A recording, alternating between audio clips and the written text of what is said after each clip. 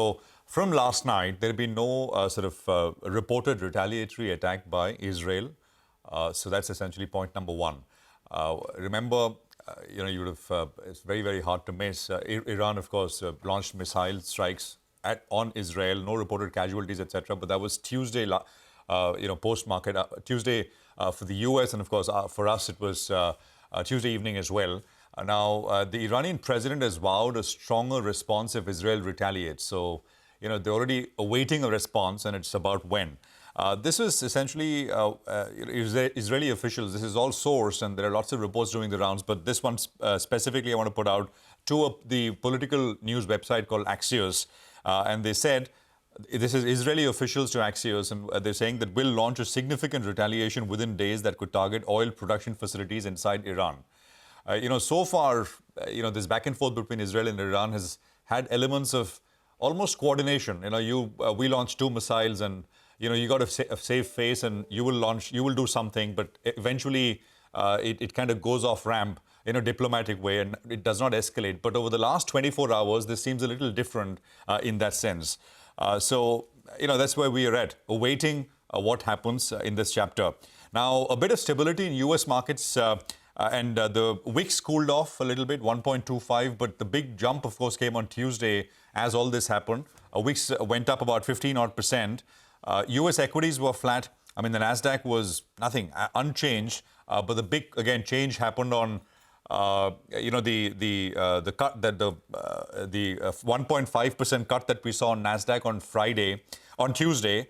Oil prices, well, what's happened over the last 2 days? They're up 5%. Since we closed, right? We were at about 71, we are at about 75 on Brent oil prices. So that's a big jump that you're reacting to as you come back this morning. US Treasuries, they've had a complete round trip, and they fell 5 basis points on Tuesday. Last night they went up 5 basis points. It's largely unchanged as we look at things. Dollar is also stronger. Dollar index. I mean, there is of course, money goes home. It says, and that's US dollar. And that's up about 1% over the last 3 sessions. We're back at about 105.5. So that's essentially what's happened and not happened, and what we're awaiting to happen in the Middle East and the market reaction so far. In Asia, Japan, the Japanese currency has been the big mover. And I just want to put this up. The new Japanese Prime Minister made this comment yesterday. He said that we are not in an environment now to raise rates again. And that caused a big move on the JPY. We were at 145 yesterday. This morning at about 146.6. So it's the JPY has been the global underperformer. There is, of course, elements of the dollar strength as well, which is playing out. But 146.4 on the USD JPY is where that particular currency is at right now. Now, in macro data out of the US, the jobs data is the big one. That's only tomorrow, right before markets open. So we'll wait and watch for that one as well. There is a fair bit in India which we need to tackle, and we will get to in just a bit. The SEBI F&O rules and some of the consumer companies which have disappointed. It's a bit of a subdued kind of picture as we begin the day, both local and global. So watch out for supports. The 20-day moving average at 25,500 is the important downside level for the Nifty. For the Bank Nifty, that number, the 20-day moving average, stands at 52,538. And below the 20-day, for the Nifty Bank specifically, the 40-day exponential comes into focus, which is 52,150 or so. I think risk sentiment stays muted, not just here, but globally as well over the next couple of days as we await, more than anything else, what happens out in the global markets, especially because of what's happening in Middle East. And it's not as if there is something happening locally which is very, very positive. As I said, SEBI norms, earnings, the previews which are coming through, they don't paint a very, very healthy picture. Nigel. Well, that's right? The GIFT Nifty suggesting that we open up with a cut of around 100 points, and the bulls, they have their hands full because plenty of headwinds is what is faced in today's trading session just at the start. Middle East tensions, that's the reason that crude oil prices have moved up, and the dollar as well is at the highest level we've seen in 3 weeks. So that's not very, very favorable.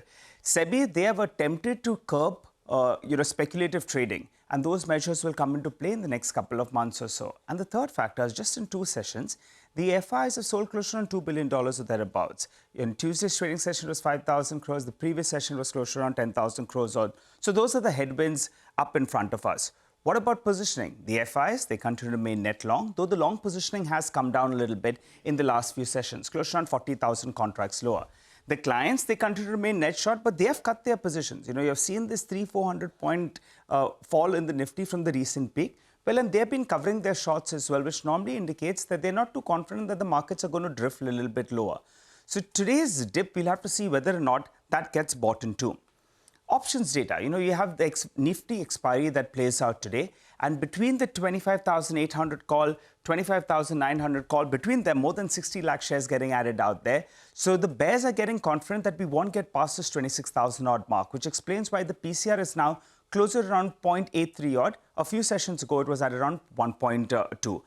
What are the levels you're tracking then? The important levels, the near-term technical support levels on the Nifty as well as the Nifty Bank, they're up for you on the screen, which is at the 20 DMA. So for an adventurous trader, you get a 100-point downtick today, you'll keep this as your stop loss and you'll hope that the Nifty bounces out there. Otherwise, it limits your losses to around the 20 DMA. So we'll have to see how that plays out there. The big boy is Reliance Industries. That's been actually a relative underperformer. In the last 6 months, the stock has been unmoved. The Nifty is up 15% in this period. And now it's trading below the 20 as well as the 50 DMA. So it'll be important for Reliance Industries to find its way back towards the 2,960, 2,970 odd mark, because that's a bit of a resistance zone.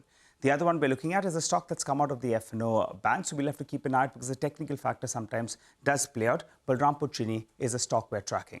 So a downtick to kickstart trade, an adventurous trader may be looking at buying this dip and keeping the 20 DMA as the crucial support zone.